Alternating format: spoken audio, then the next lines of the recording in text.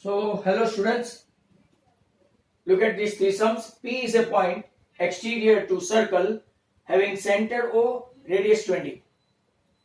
OP intersects circle at M. आप लोग यहाँ पे देख सकते हो. And they mention MP equal to 9. Tangent PT touches the circle at T. We have to find out PT. Now, as usual, OT is perpendicular to PT.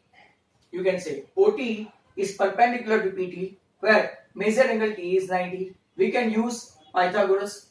OT square plus PT square equal to OP square.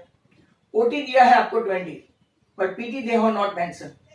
So OT square plus PT square equal to right 20 plus 9 29. क्योंकि ये भी radius है, उन लोगों ने OM नहीं दिया, but OM is also radius as OT.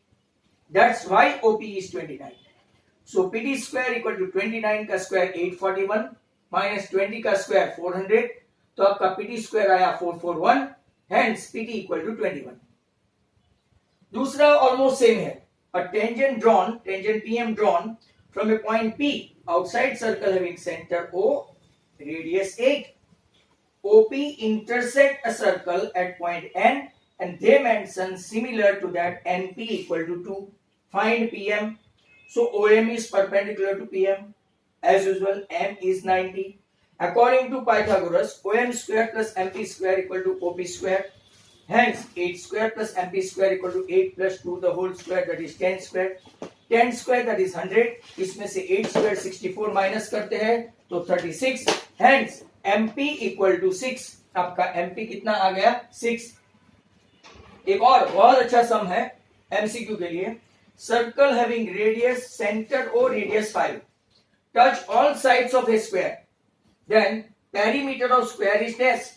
अब देखो ये साइड की रेडियस, सर्कल की रेडियस 5 है तो डायमीटर कितना हुआ 10. अब ये एग्जैक्टली राइट सर्कमस्क्राइब है आपका सर्कल, तो ये साइड हुआ मतलब डायमीटर हुआ 10. डायमीटर 10 हुआ तो आप लोग देखो तो एक साइड जो है length of the side of A square कितनी हुई 10. अब इसकी पेरीमीटर आप लोग जानते हैं, ये भी 10, ये भी 10, ये भी 10, 10 प्लस 10 प्लस 10 प्लस 10, अथवा तो आपको राइट और पेरीमीटर ऑफ स्क्वायर आपको पता है 4 into L. 4 into L that is 40. दस आओ राइट इंपॉर्टेंट सम्स हम लोग कर रहे हैं अभी. सम मोर sums. AB is a tangent to a circle with center P touches the circle at B. PA intersect the circle at M. AB is 35 this time. They mention AM, right? AM is 25 and we have to find out the diameter. पहले assume करते हैं let's PB equal to PM. वो दोनों radius है क्योंकि देखो length of the right radius having one point is on the circle and one point is of center. अब PB equal to PM equal to R. As per theorem 10.1, PB perpendicular to AB है. So according to Pythagoras, PB square plus AB square equal to PA square. But PB square is what? R square. AB square is what? 35 square. And PA is what? R plus 25. Hence R square plus 1225 equal to R square plus 50R plus 625. So 50R equal to 1225 minus 625. So 50R equal to 600. That means R equal to 12. Radius आ गई आपकी 12 तो diameter double then that मतलब के 24. एक छोटा सा सम क्योंकि इसका कैलकुलेशन टफ है तो 56 का स्क्वायर और 33 का स्क्वायर 1089 और 56 का आप लोग देखेंगे तो समथिंग लाइक 31 ऐसा आता है. 636 दोनों को ऐड करो 4225 और इसका स्क्वायर रूट जो है वो आपका 65 आएगा. थोड़ा टफ कैलकुलेशन की वजह से ये है, अदरवाइज सम में कुछ भी दम नहीं है. तो get the next one. Concentric circle having centre O, right. बड़ी रेडियस 5 है, छोटी रेडियस 3 है. छोटी radius 3. PA tangent to a bigger circle, PB tangent to a smaller circle और OP राइट सेंटर से लेके एक्सटीरियर पॉइंट तक का डिस्टेंस है. अब पहले बड़ा सर्कल लेते हैं OA perpendicular to AP, so measure angle A 90. So according to Pythagoras, OA square plus AP square equal to क्या हो गया आपका OP square, right? We can able to find out OP square by using Pythagoras. 5 का square 25, 12 का square 144, तो आपका हुआ 169, इसका स्क्वायर रूट हो गया 13, मतलब हमको क्या मिल गया OP मिल गया। अब छोटा वाला ट्राइंगल देखो OBP, इसमें हमारे पास OP है और रेडियस है, right, and OB perpendicular to BP, ये आपका टेंजेंट हुआ PB। So by using again B90 हो गया, तो using again Pythagoras OP square equal to OB square plus BP square, 13 square equal to 3 square plus BB square, 13 का square हुआ 169, 3 का square हुआ 9, इस तरफ गया तो वो हो गया PB स्क्वायर आपका कितना हुआ 160, पर 160 का प्योर स्क्वायर रूट नहीं निकल सकता, तो 16 इंटू 10, 16 का स्क्वायर रूट निकलेगा 4, तो आपका आंसर आ गया 4 root 10। Now some more sums and hopefully the last. A circle touches the side AB, BC and CA of triangle ABC at some point D, E and F respectively. AB आपका total दिया है 13, BC आपका total दिया है 12 और CA आपका total दिया है 5। आपको फाइंड करना है, राइट, AD मतलब कि ये X फाइंड करना है, तो आपका AF भी आ जाएगा।